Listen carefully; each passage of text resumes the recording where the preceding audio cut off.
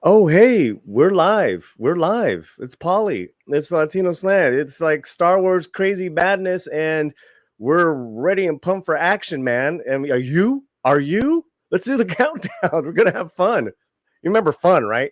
Star Wars and fun. That's what it's all about.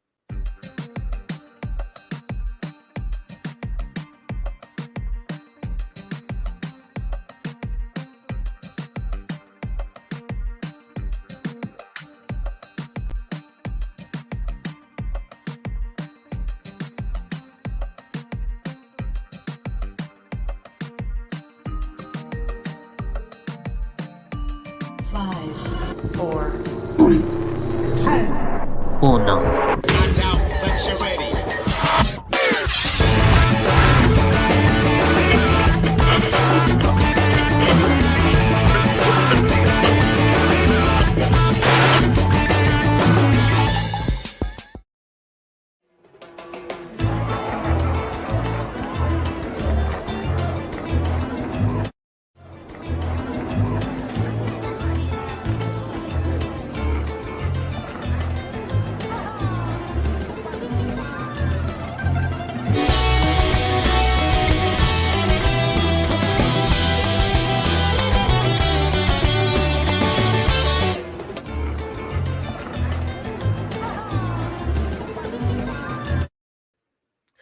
Hola, mi gente. It's Paul. It's the Latino Slant, like I said, and it is the last episode of season one. Hopefully, there will be more of the Book of Boba Fett called "In the Name of Honor." In the name of love. When I saw that title, that's what I thought of. But man, we have a lot of action, a lot of ground to cover.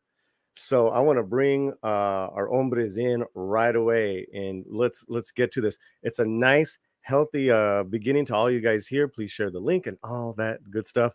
And there's a poll. But right now we have not one but two fine gentlemen in the business: writers, producers, filmmakers, and of course, tastemakers, thought provokers, and experts in their field. Kamran, Pasha, Tom Konkle. Hey. Hey, how are you? Great to see you, gentlemen. Good to see you both. Cameron, pleasure. Pleasure, Tom, as always. Yeah, man. I'm newly showered and rested. I like the black hat. I need a shower and some rest, I'll tell you. I was writing last night until about, I don't know, 1 a.m. So yeah, I watched the show last night and then I got inspired and wrote, and then I looked up and it was like almost 2, so it was crazy. Well, great shirt. Love Thank the shirt. you. And yeah. So here we are, gentlemen. Like, we finally made it. 7 episodes done. Yeah. And that's, which is quite a feat in itself as far as Star Wars history. Yeah. For where we're at in this point in time. And I want to get your first thoughts, first impressions, non-spoilers on the episode In the Name of Honor. Tom, why don't you go first? Let's hear. Okay. It's interesting. After those 2 episodes, I felt a kind of anticipation that I haven't felt in a long time. I was actually really, excited going into it, which did its job. I was like, okay, what's the decision going to be made between the, Grogu's character? Where's this going to go? Who's going to appear? How is this going to resolve itself? So they did their job in the last few episodes. I really felt like they built anticipation. In this show, I had a little bit of a letdown, I will admit. I feel like well, it could never have met, what we all had in our head, because we built it up and in a way that everyone does in an audience when you're kind of, you have certain expectations. But I feel like there were some missteps. I don't know if it was just the pacing of some of the battle, or the way that some of the storylines resolve themselves very quickly. They dispatch some characters rather quickly. I feel like overall it was satisfying, but it wasn't magnificent. And I would say that's sort of where I am with it. That I don't know that it could have met my expectations, but unfortunately it didn't completely meet my expectations. Yeah, that's fair. Tom, yeah. Kamran? Well, the pivotal issue is, and I was just talking about it with Paulie before we went live. Pivotal issue is the word that you just said, Tom, which is expectations. Yep. And I wrote about this actually on my Patreon just a few hours before the episode premiered. I said, this is what I expect is going to happen. And it's exactly what happened. I said, this is not going to be as good as the previous 2 episodes, but it's going to be solid. And as a result, people are going to feel like they were let down rather than seeing it as what it was, which is a very entertaining, solid bit of Star Wars. And I said the reason is because we've been through such a roller coaster ride on this show. It's felt disjointed. It felt like a lot of cooks in this kitchen on this show. And it also felt like there was a radical shift of certain cooks being pushed out of the kitchen at a certain moment. And a new guy comes in and says, I'm the chef. And then we all get very excited because the chef immediately has to prove themselves with their best stuff, right? Yeah. And then, but you're not always going to get 10. You can't, right? But that's why it's a 10. And so I knew, having been in this kind of situation in writers' rooms, I knew that the finale would not be a 10 because the finale would be their best effort to rejigger this kitchen after all the drama. And I thought it would come in at about 8, which is exactly where it came in. And for me, that's much higher than the earlier parts of the show. And it ended on a high note. I was solid because I had come in with the expectation that this isn't going to be the perfection of the previous 2 episodes, right? Yeah. Because they brought those. They literally, from our friend Doomcock, has been saying that he's heard rumors that of what I felt, which is that those were pilots from those were from other shows. Like that was Mandalorian season 3 that was thrown in there. That was their planned Jedi Academy show. That was literally, they just took scripts from other shows that they're planning and said throw those in here while we rework the finale. And so I knew the finale was going to be their effort to rejigger it. So I was very satisfied because I kept those expectations and I got actually more than I expected because I really liked the battle. After having watched, this up and down, good moments and not so great moments, I was personally thoroughly entertained because I kept my expectations to that level, which I think a lot of the YouTube base hasn't, but I think the fans were largely satisfied, which is the right word you used, Tom. It was satisfying, which is exactly what I expected. Yeah. And that's a good thing. Our friends on YouTube will be arguing about this quite some time, but they're going to disconnect from the fans. We'll talk about that. Yeah. Well, first, before I begin my non-spoilers, I want to thank all our early people that are here. It's amazing. Thank you guys so much for also too. You guys have been, a lot of you guys have been here every week with us, which is also outstanding. Muchísimas gracias. Make sure you are subscribed to all our channels. Our mods are going to be throwing out the link. The only thing I ask, keep your passion, but keep it civil. And that is it. I gotta tell you, when I first saw it, I did that instant reaction. And I was just too emotionally, disappointed.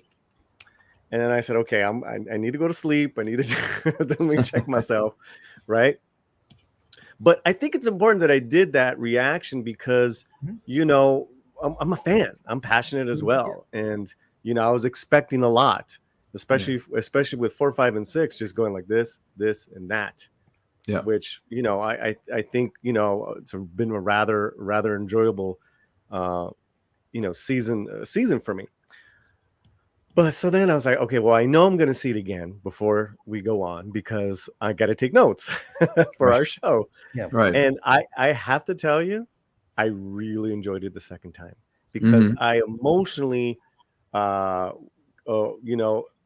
you weren't anticipating something that didn't happen. You now were able to just enjoy it. You just look at what you were offered. You just look at what was put on your plate, and it was a very tasty meal. Yeah, I just checked myself emotionally because I'm like, okay, now can I be entertained? Because I was emotionally just critiquing it too much when it first, and I was like, oh, okay, this is really good. Oh, and that's about episode 1. That's about 3. And then of course it's Mando. I mean, so yeah, I'm giving it probably a strong 7 or 8. I haven't decided. I think what I want to do now is I'm going to want to watch the whole season. I want to binge it. Maybe, give it a few days and then I'll hit it. But there's a lot to unpack. And of course, there's some glaring, hey, I'm scratching my head, but nothing to where I'm like, just I was entertained, and then as a Star Wars fan, I'm like, you know what? With the 2 seasons of Mando and now this, I'm very happy. Mm. I mean, I've been rewatching the Mandalorian as well, Yeah, and that's such a kick-ass show. it's And a great show. it's Yeah. just further reinforces our ideas, Tom, is that this could not be a Mandalorian. Right. Boba story. When Right. Mando, of course, he comes and takes over. He's so charismatic. Right. But Boba can't be Mando, and It I can't be the love same story. Yeah. yeah, and I loved his banter with Cad Bane. I mean, Yeah. that was great. And Yeah. there's also this implication. I mean, I'm sure I don't know Cad Bane as well, but I know a lot of people know his character very well from those stuff. But even for a normie watching it, you'll get the fact they have a past together. He knew him when he was a kid. I don't know whether Cad Bane was one of the people that trained him how to be a bounty hunter. It's implied in the episode, right? But that's all I needed, right? I just watched it. Just okay, this guy's known this guy since he was a kid.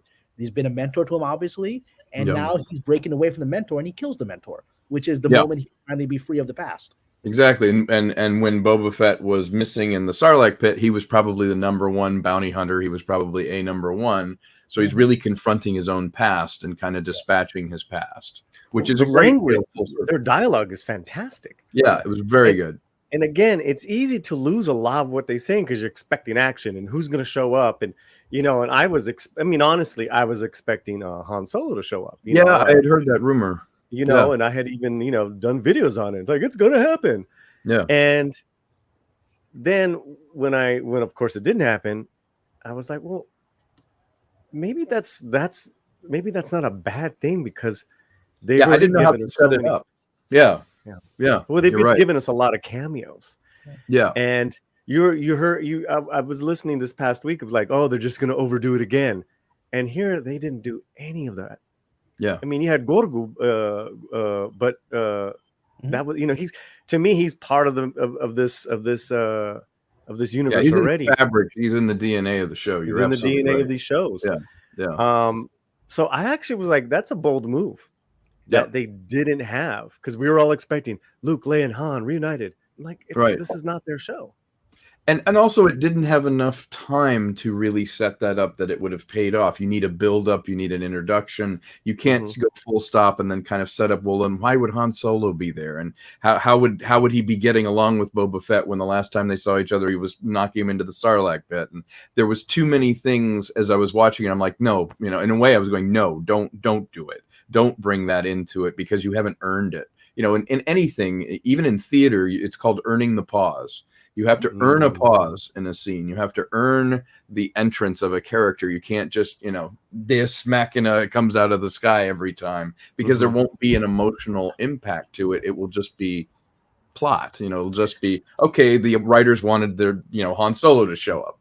And I think the restraint, as you put it, and Kamran, you also said the restraint that was exercised in this is commendable because it was satisfying. It didn't try and throw everything in the kitchen sink at this thing, and given the unevenness of the series in general, this finale paid off the second half of the series really well. As it built, and I don't think, without going full movie budget, you'd have to shoot for 90 days to really have the battle be any bigger.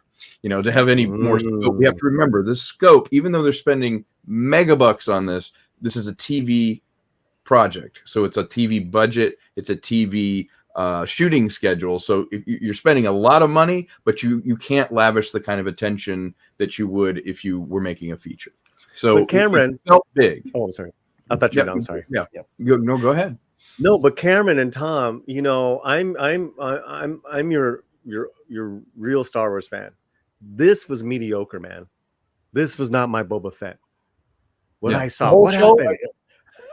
I'm just playing the part. Okay, they're saying, well, I mean, look, I talked about this on my Patreon at length here, and it's actually one of the most responded to articles I posted on Patreon, which the one I wrote just before the episode premiered of what I said was going to come, right? And I talked not about what I thought the episode was going to be. I talked about what the fans' reaction is going to be and what the YouTubers' reaction is going to be. And, since I've joined you all YouTube, and I know some YouTubers will be watching this, I'm going to repeat here what I said here, which is that I've been watching something happen in the last few weeks on this show in the YouTube community that I think is a disconnect from the fans and from the people that watch them, which is that it's not just the people who I think are what I call the black pills, who are just negative for the sake of negative. I think a lot of channels at this point are just very emotionally sort of unhinged by everything that's happening, and they're all like, their expectations are off, and they're finding fault with everything and wanting everything to happen the way they expect. I honestly don't think Jon Favreau was sitting around, right, when he was rejiggering the show in desperation, which is I think what he did, and he rammed those last couple of episodes in. He wasn't sitting around going, well, I think this scene is going to signal whether the sequel trilogy is erased. He's not thinking that. He's thinking, how the hell do I save this show? Right. And then look, that happened. That means the Last Jedi is still canon. It's like, he's not thinking that. He's thinking, how do I fix this situation right now? And then people are deconstructing everything he's doing to support whatever they believe is happening or want to believe or don't want to believe. Yeah, I think you're right. Yeah. Having been on a show, you're absolutely right. It's like, how do I take the ingredients I have and make a mix here? How do I cook something up with what I have to work with is definitely on their mind when they're trying to wrap up a season. And if there was some chaos behind the scenes, you're right. They probably were like, what have we got from Mandalorian 3 that we haven't gotten to? Let's pull that in and buy us 6 weeks. Let's buy us 6 weeks finale. Yeah, that's what it is. I think they fixed the finale. I think they threw out a couple of episodes, and they said this finale we have doesn't work. Let's get to it and let's go. So, but the unhealthy thing is the negative emotion that I think is happening on YouTube right now, where everything isn't what you want it to be. Right. I've worked in TV 20 years. I've worked on 8 shows. It's never what I want it to be, because I'm just one guy in this room surrounded by 5 or 6 people who are with competing agendas, who are then answering to 20 people with competing agendas, who are answering to 20 other people with competing agendas. And it's never what I want it to be, right? Yeah. And then that's as someone who's written stuff. That's someone who's been a producer and leader on shows. It's never what I want it to be. But it ends up, is it satisfying? And a lot of times it is. And that's the best I can aim for. And I think people don't understand what Jon Favreau is, the number of balls he's balancing here. He's got people in the office that tell me what he's got. Tell me what Favreau and Filoni have, and then I want to go and dig into this. He's got years to let's just not say retcon. Let's just say that is going to exist. I don't watch these Star Wars shows thinking that. It's like, I already know that. I want to forget it. I want to enjoy myself. Yeah. What's Favreau? He's got that against him. He's at all the office politics, Lucasfilm politics. What else? Disney politics. Disney politics, and that's been changing with Iger, and now this new guy, and then this new guy's trying to fix stuff, and then there's shareholders that are blaming him for the older guy's stuff and saying it's your fault that Iger did these things and I want you fired. So he's got, and then Chapek's got to deal with it. So you've got those issues, and then you've got this goes to, I'm sorry, before it gets away from me, we have one super chat, and I really appreciate it, and it goes what we were about to say. If I can find it, there it is. Just some other guy for $1.99. Do you think the Book of Boba Fett suffered from KK's mismanagement? Thank you for the super chat. I think the first half of the season did. Yeah, Kamran addressed this in some previous ones you should check out. He made a very good point that when you're doing a mad scramble, and there's certainly some precedent for that, because obviously she wasn't reading scripts even when there were features. Rogue One got reshot. Solo, they got fired 70% into it. So it could very easily have been, remember the Obi-Wan thing where she realized the scripts to Obi-Wan were very similar to Mandalorian, and they actually shut the show down. So I wouldn't be surprised if it did suffer from mismanagement. But also, let's look at the history of this, Paulie. This was originally going to be a feature. The Boba Fett feature was going to be directed by James Mangold. And he ended up doing Indy instead. Right, he's doing Indiana right now, right? That's right. But that's how he met them. He met them pitching a Boba Fett project. Oh, I didn't know that. Yeah. And so some of this is pulled from that. And then once you've pulled from that, then you lose Cara Dune, who probably was one of the people on the team that was helping Boba Fett. So now you pull that. Then COVID hits. Then you pull that schedule. So now Favreau is juggling people's schedules who are no longer free, COVID considerations. Disney changes from Iger to Chapek. You have a shift of interest to let's have Boba Fett come out before Mandalorian season 3. So all of those balls in the air, it's a miracle, as it is with most television. It's a miracle anything good gets through, and you have to celebrate when it does. What concerns me is we have to remember in the fandom and all the people that care about it, all good art feels like it's yours, like it's personal. Once it goes out, once the artist releases it, you own it. Now it's yours. But if you clamp down on it so hard that whatever you're making in your head doesn't meet whatever the artist has created, you're going to be the opposite of a fan. You're actually going to become the antithesis of a fan, which is someone who it never meets your criteria. You never relax and absorb it and whatever. It's like going to a painter and say, I loved your paintings and stuff. My room is blue. So if you paint more paintings that I loved, but blue that goes with my room, I'm going to love it. If not, you're a terrible painter. Yeah, that's the analogy. I mean, that's pretty good, Cameron. Yeah. I mean, it's pretty good, Tom. Wow. Yeah. Let me check. Okay. All right. Cameron, are you still with us? I think he stepped away for a minute. Okay. By the way, hey Shooter, hey everybody in the chat, Stephanie, everybody, really pleased to see all of you here, and Paulie and I have had a blast doing these episodes. Really a lot of fun. Let's say hello to really quickly, lovely Sherry, Soul Assassin, the Mad Piranha. I love these names. The Mad Piranha. The Mad Pariah. Is it Pariah? Pariah. Excuse me. Piranha. Pariah. I like the Mad Piranha. Get your. I want to see that movie. Red Tigris, and then of course our members: Darth Plato, Troy Pacelli, Mr. MH. Troy. Fantastic. Yeah. Hello, Troy. Fantastic. Yeah. So, Paulie, I think I'm with you on this camp. I think I had an emotional reaction like you did, where initially I was guilty of letting my own expectations get in the way of what was presented. And I think on other viewings, I will enjoy the richness that's there. They did pay off the Rancor, although I wish Danny Trejo had somehow been in there. They did pay it off. They paid off the fact that he got the Rancor. And I do like the tech. I like how hopeless it felt for a while. Like the best plotting, if we can get into plotting a little bit. Let's get into it. Let's get into plotting. The best plotting for me was that tension that you feel in your chest when they planted the idea that the sheriff needed to go to the townspeople to get the townspeople rallied to come to the defense. And when Bane took out that element of it, when he got shot, I felt that tension of like every time they talked about it, they're like, well, when the townspeople get here, everything's going to be okay. We're going to be fine. I was like, no, it's not going to happen. So what's going to happen here? That's what good kind of tension building and winding the clock and the tension does. I like the fact they did that. I love the payoff. They come rolling in because they want to, to me, it was about building community, as we've been saying this whole time, building your tribe. Well, that town didn't have to be part of the tribe. It could have been someone else's problem. Right. But we're all a community. All these different, diverse, cultures and different people are all fighting for the idea of keeping that city safe. I love this opening shot. That was the theme. Yeah, I love this opening shot, Tom, and because it's the same master we're used to, but at a different time of day. Here we are seeing. It's got that creep. It's got the golden hour creep, and it's not there for no reason.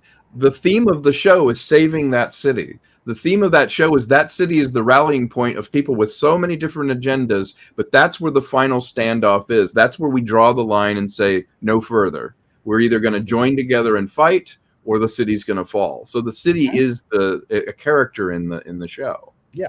Yep. Cameron? Yeah, no. And first of all, I apologize. That was my agent. So my agent's call, I got to take it. My agents, they were just talking my call. They call. I take their call. Yeah, I don't want to be rude. But I didn't expect that call. Agents, I got to take it. So yeah, I love that. The particular project. So all that's good. But yeah, so I apologize. I walked away from some of the analysis. No, don't be silly. But yeah, it's okay. But Tom is right. This is, I actually, the funny thing is this, when I turned on last night the Book of Boba Fett, my I accidentally repressed the opening episode, the pilot episode, before I started watching the concluding episode. And so first I was like watching it. I was like, wait, haven't I seen this scene before? And it's bookended. The opening scene of the pilot episode starts off with the city. Yeah. And it goes into the empty. It's the theme. You're absolutely right. Yeah. And then it goes into the empty, throne room of Jabba. And so here we go from there, the city, and now we're looking at the destroyed remains of this club. Right. So it's a direct parallel. And so if you binged it, you would see the city is empty and devoid of humanity and devoid of people at the beginning, and at the end, it's all the people coming together in said same city, and it's one big journey. So here we have in this opening scene where where Boba and his people decide to stay there to basically create, they're going to fight their battles there. They're not going to retreat. And they being Boba Fett, Mandalorian, Fennec Shan, and the mods. And he agrees, with Freetown hopefully coming, and with the mods. That's this opening scene. Yeah. And I got to say, the mods were better here. And I'll never like the bright color of they were still out of place. Yeah, they felt like but the characters, the actors are perfectly fine. They were just not given great scripts, and now they were fun. They were fun characters. Yeah, they wandered in from a reboot of Buck Rogers, and one thing I will say is in that opening shot, it's one of the few times using the stagecraft system, which is the projection system married to the camera. It's one of the few times they put foreground objects in it. If you notice the opening shot, it drifts over some rubble and some other things. So it's one of the few times you actually get dimensionality in the shot as you're drifting into it. See that, the rock in the front and all of that? Usually they're shooting flat with nothing in the front. So they're getting more complicated and more confident with it, but it puts you more in the room. Oh, whoops, too much. Gotcha. Yeah, see that little drift over some rubble and things that in the beginning, especially in Mandalorian, you couldn't do that, and now they're starting to add more complex elements, which is it's very subtle, but it makes that room feel so much more real. And Tamara Morrison's acting here is wonderful because he's stoic as he's supposed to be, but he's taking the fact he got these people killed. They're all dead because he showed up and changed things here, and he knows that, and that's not the kind of guy he is. Even when he was a bounty hunter, I don't think even as the Boba Fett that we thought we knew, which is no disintegrations, he was doing a job. He wasn't out targeting non-combatants. Yeah, that's not his gig. And getting all these people killed, it's not who he's about. And not who he's about at all. Yeah, he's a precise instrument. Yeah, he feels shame for it. Yeah, and kudos to him as an actor. I love his face. I love how he can show joy. He looks like your grumpy grandpa who would never smile. So when he smiles, you're like, whoa, it's amazing. Well, and I'm glad you said that because because of his stoicism, what he's emoting right now is that damn, I got these people killed, but it's not like your typical overacting. It's just like there's no telenovela stuff here, right? And this is, but I mean that's who he is. And look, Morrison knows his character. He played the character's father. He knows it, and he knows that less is more with this guy. And I'm glad he was able to assert that on the show because I think when people who don't know this character were running things the first few episodes, they didn't let he was like Mark Hamill. He's a professional. Mark Hamill had to do stuff he's publicly said he didn't want to do in The Last Jedi, and he did a great job with the garbage he was given, right? And same thing with Morris is like, I'm gonna have to play this thing, but this isn't the character, and I'm gonna, as an actor, keep insisting the character has to be this, and we got him to that place. Really quick, we got a new member, Red Tigress. Thank you so much for becoming a soldier. She's Troy Pacelli for $10. He says, I'm one of those Cameron predicted tuning out from negative YouTube channels. I've canceled 3 memberships due to coverage of Star Wars, but it's why I happily support the panelists here and today. Links in the description. Wow. Well, Troy's a member of my Patreon, and he expressed these feelings as well on that article that I wrote. And he's a great guy. That's real.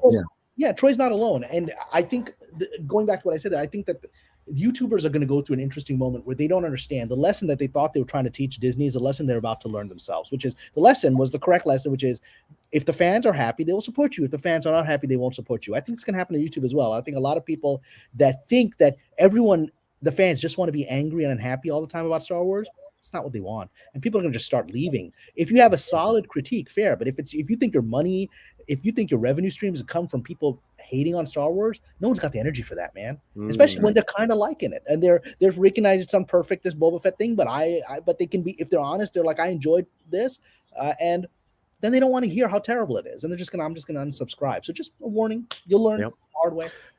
Troy Pacelli, thank you so much. Darth Plato for $10, another member of the channel. The Freetown peeps showing up in the battle was nice expression of what Fett has been building up till this point. Respect. Freetown acted out of that respect. It was almost Sicilian. Ooh, nice. Yeah. Yeah, it is. That was the mob part where it's like they became family, their tribe, and because Freetown said we're not an island, we can't be disconnected from this. They didn't need the sheriff to convince them. The situation convinced them, so that shows growth. And there was a nice moment later where you could see the divisions between the people. One's like, oh, these sand crawlers and the city jerks and whatever. I got I got sand, scurry, and city rats, which I thought was awesome. But then they're like, we got to transcend that because that's why gangsters took over this planet, because they're all divided. Fantastic. My only thing is, I wish the Tusken Raiders had shown up. I do too. I was like, where's my female? Where's my female? I thought she survived. That I had a note here to bring that up. That to me was a loose end. They had someone survive the raid, and they didn't have the raid person show up to help. I found that very interesting. Yeah, because remember we theorized that he was going to have more of a secret army, behind him, and he didn't. Just some. And then the female Tusken takes off her things, and it turns out to be Rey. Oh, stop! Daisy Ridley, special guest on. Wow, she became. She became a Tusken Raider. But look, that's an example. That's why I think this was a rejiggered finale. And honestly, I think they just forgot. They're just trying to make all this work. I think that somebody in the room, had I been in the room, or Tom, you've been in the room, was like, hey, we should bring that Tusken. Right, back. you got to pay that off. Even that little kid has grown up a little bit, right? But they just forgot because they're trying to do 20 other things. They're trying to save the show. So. And just some guy for $9.99 really quick, and we'll go into Cad Bane. Here's my take on Cad Bane. He represented what Boba would become if he continued on the bounty hunter's path, running the risk of becoming a ruthless killer. In his death, Bubba cuts ties to his past. I think that's nice. Very nice. I think that's I think that was very poetic, and I think it was very calculated, and I love that character. He had kind of a Lee Van Cleef. He sounded like Lee Marvin a little bit, the actor Lee Marvin. But I love how he just kind of spit at him with his lines, and then finally he took him out. He shot him, and all this kind of stuff happened. And I felt like I wished he had continued a little more, but that kind of had to happen narratively. But it is a shame because that was one of the few really strong villains that I felt in the series. Wouldn't you agree? We really lacked a focal point of villainy in the series except for him. Yeah, and he was a very good villain. And I should say, I think the makeup was wonderful. I mean, his face was very terrific, very scary. Little subtle movements. The voice, The next scene that happens is the first confrontation between these two, which I thought was. Let me see, where can I get it? Is it here? Oh no! We see Cad Bane going to the Pikes.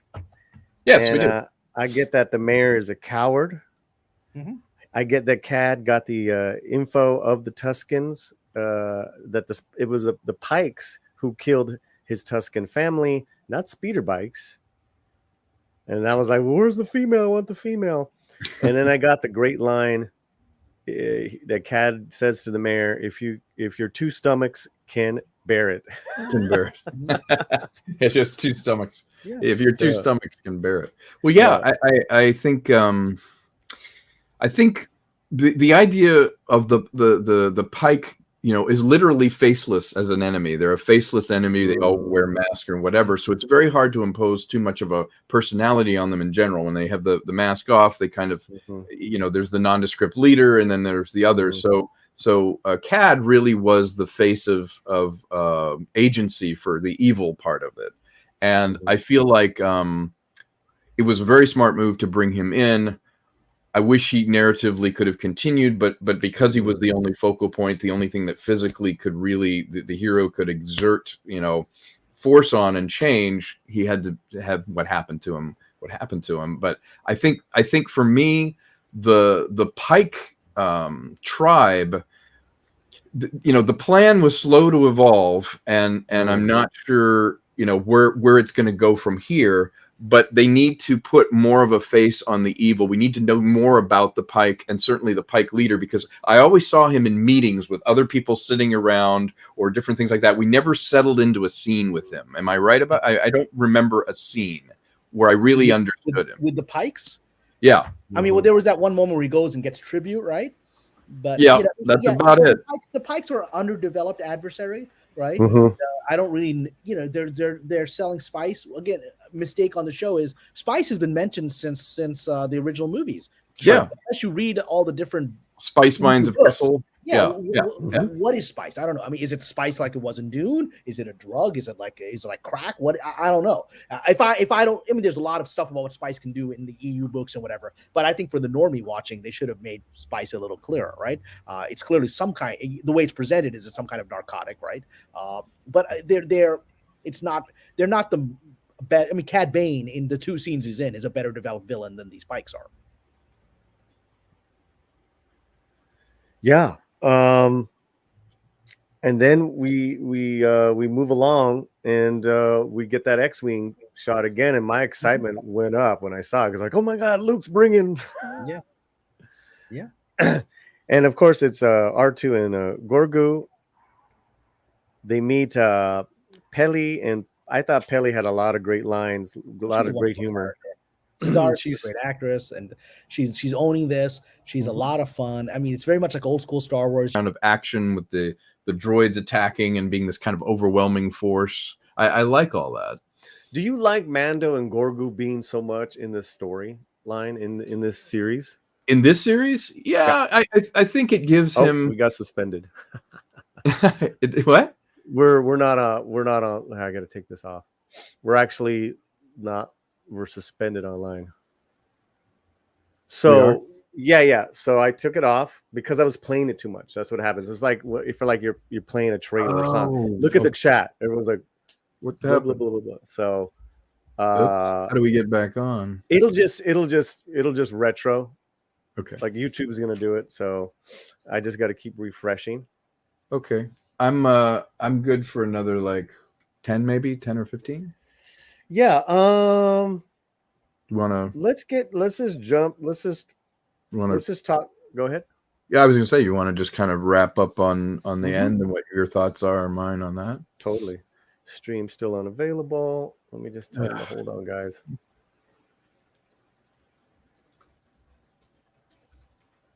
That's interesting. So it's live sampling it, and if you play it too long, it kicks it. Yeah, it's like if you're playing.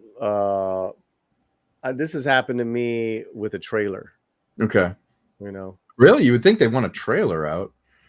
No.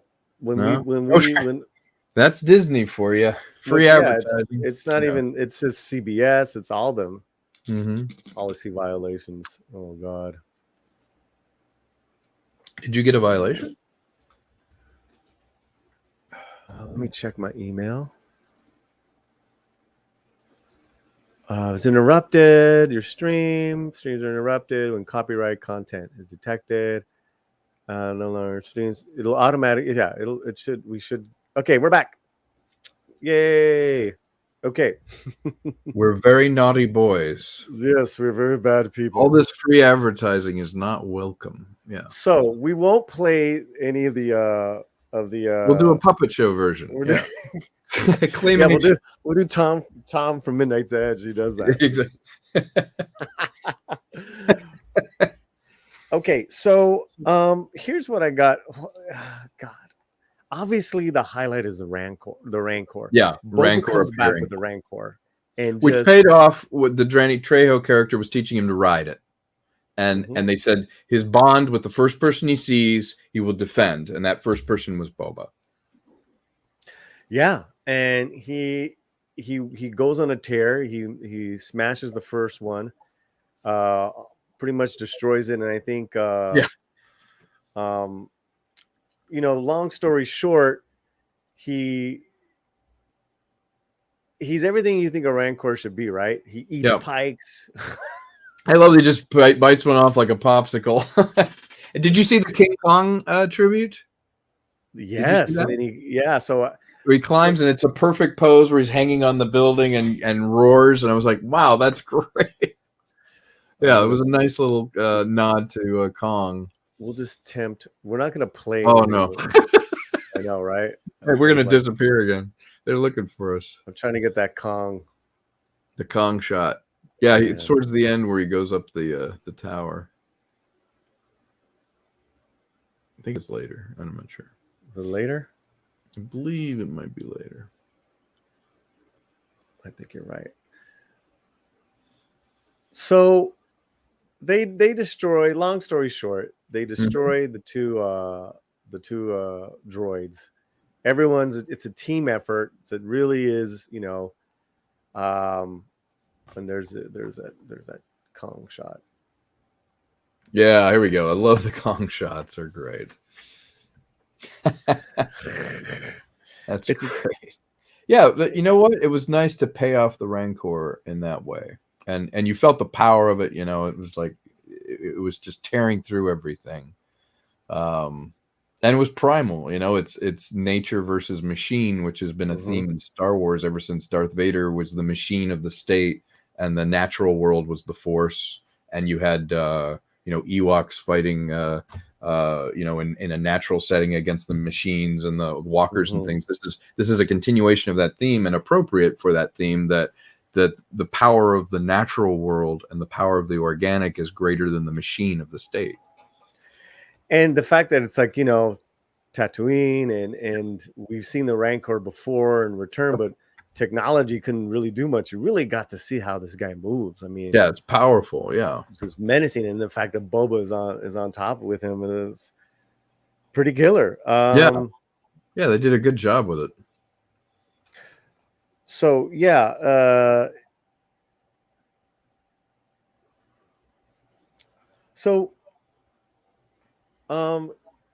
Gorgu helps calm him down because he kind of starts losing his shit after they start shooting at him, because he's all over the place. He's all over the place, and Gorgu uses the Force twice. Once to help crush the droid.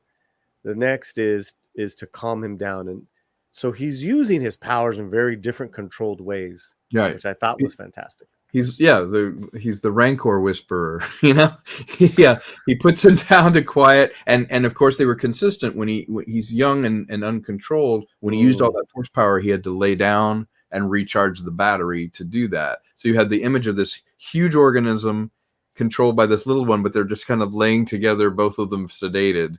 I thought that was a cool little moment. Totally. Rancor versus King Kong. Well, I don't know. That's a good question in the chat.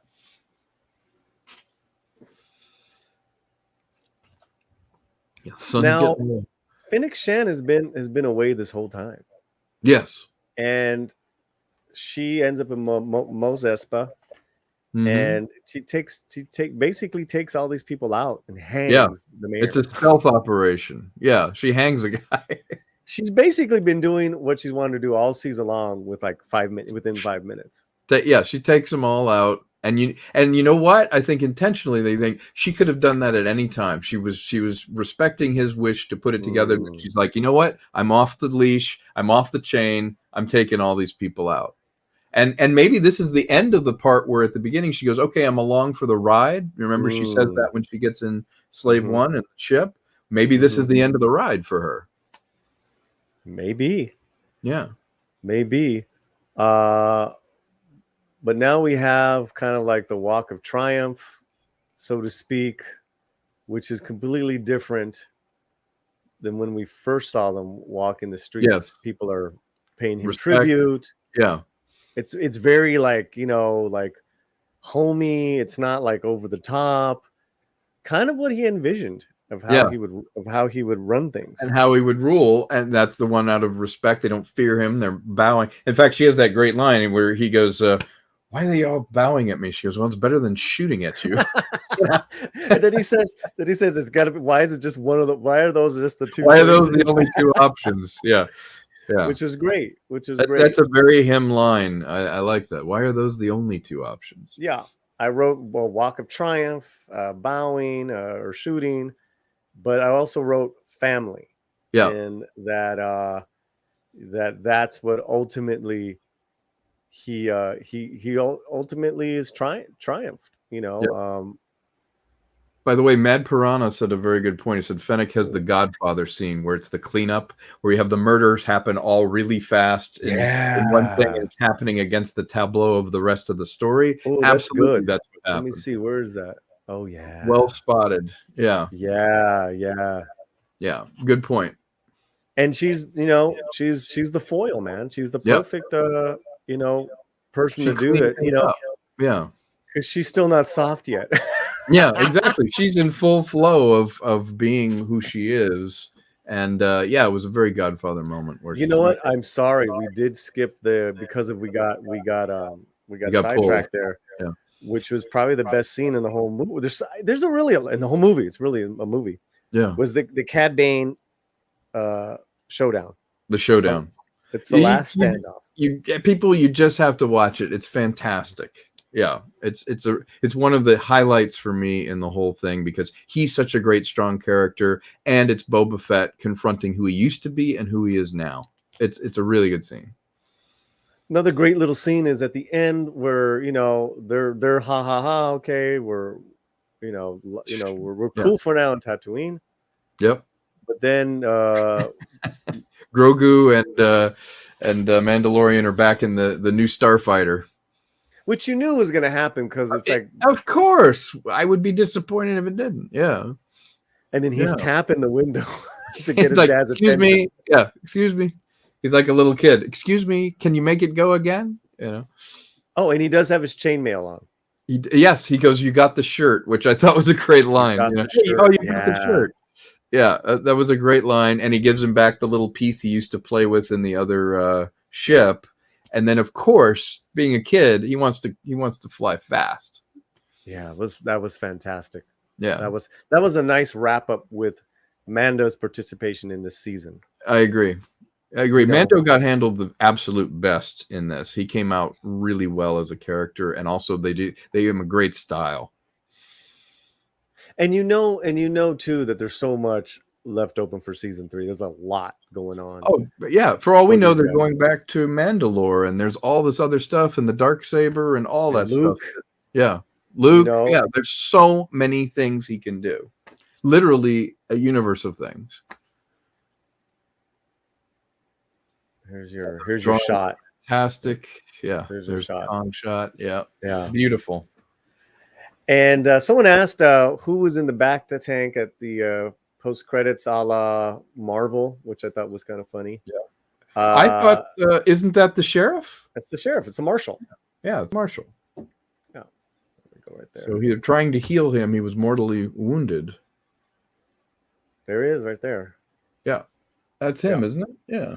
That's what I got big time.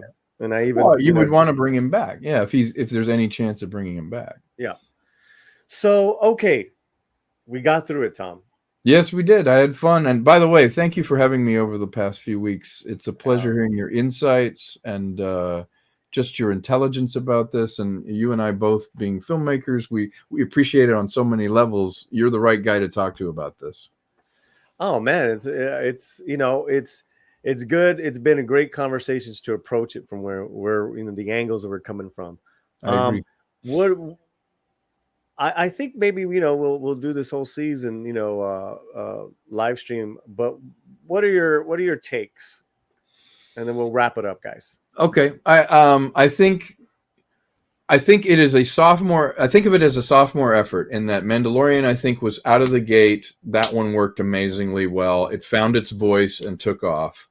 Boba Fett, you had the baby steps, literally, of getting it, finding its feet. It was a more uneven thing because you're dealing with an already established character that everybody felt proprietary about. So any chance you took was going to get pushback, and they did take a chance with it. They didn't make him the Mandalorian too. They made him a different guy, and everyone complained that he was a different guy. But I feel like Boba Fett is evidence that Star Wars can stand on its own and be a story and interweave with some of the original characters like Luke, again, appearing, and can have a bigger canvas, can open up. So for me, the takeaway on Boba Fett is it makes me very hopeful that additional series of Mandalorian, Obi-Wan, these could be like mini movies that we can really deep dive into this universe and really expand the lore. And I feel like it's in the right hands. How about you? I thought it was on the whole very successful. Like I said, there's at least, I'm thinking 3 or 4 episodes for me that were I was just 2, 4, 5, and 6 was just like, damn, I really had a great time. Yeah. I think 1, 3, and this last one, less now, more this last one, was a little problematic. But I really see that, you went on such a high with 5 and 6 that, difficult to top. Yeah. And again, emotionally, I was expecting something completely different in episode 1 and episode 7. Yeah. I think that when you're telling a story completely different, you it's just part of it is just letting go of what your preconceived ideas were going to be. Because it's you're not the writer, you're not the creator. It's like right. But no, I was high. Again, highly entertained. Now with these 3 seasons, I'm like, damn, this is some good stuff. Yeah. Some great characters. And, I think that, with Rodriguez coming in, it's so easy to put the blame on him for not obeying, what your Star Wars, your idea is what you've known to be Star Wars, because right. That's probably the biggest complaint I'm hearing, and I get it, I understand, but at the same time, they just can't tell the same story over and over. No, you can't. Yeah, I think you're right, and I think if they give them an opportunity to do another season, we'll see an expansion of something into a more fully realized world, some world building, and get to know the characters even more, and we'll get more comfortable with them. I think, as fans of Star Wars, we have to give it a chance. Of course, it's not perfect. Of course, there's things wrong. There's things that, we can look at it from the outside and say, wow, you didn't catch that, or this was wrong, or that was wrong. But at least we have something worth talking about. And I think this show and Mandalorian are worth it for Star Wars fans and audiences to talk about. What did I like? What didn't I like? What would I change? What am I looking forward to? Isn't that what Star Wars was all about? It was supposed to be a great mythology and a great world that we all get excited about and we all have strong opinions about. Well, now we finally have that. It's not all negative. It's not all, look how horrible it is. You've, raped my childhood attitude. Now it's like, okay, this is some new people in town, new thoughts, new things going on. Maybe it's good. Well, I'm wondering too, like, how much time does it take to really kind of like, unwork get yourself out of that shell, underneath, from being underneath all that to you feeling really comfortable as a creator, as that, it's got to be intimidating. Yeah. For Star Wars, because I don't think many people would have said yes. Yeah. It's got to be intimidating to take on something like that. So I have a question for the chat. And I want to say that we had 96 votes.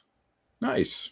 Really cool, guys. Very 38% cool. 5 below, 35 6 to 7 good, 10 8% rated at 8, 17% excellent. I mean, that's pretty good. That's telling me even with this finale, people still really loved it. The Mm-hmm. majority, at least here, really dug it. Yeah. And so my question to you guys in the chat, right? And this is a softball question.